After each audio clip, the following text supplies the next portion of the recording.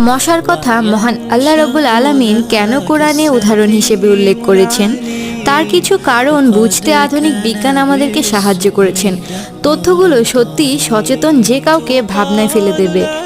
প্রায় 2700 প্রজাতির মশা রয়েছে। মশার 100টিরও বেশি চোখ রয়েছে। মশার মুখে 48টা দাঁত রয়েছে। একটি মশার পূর্ণ হৃদযন্ত্র আছে।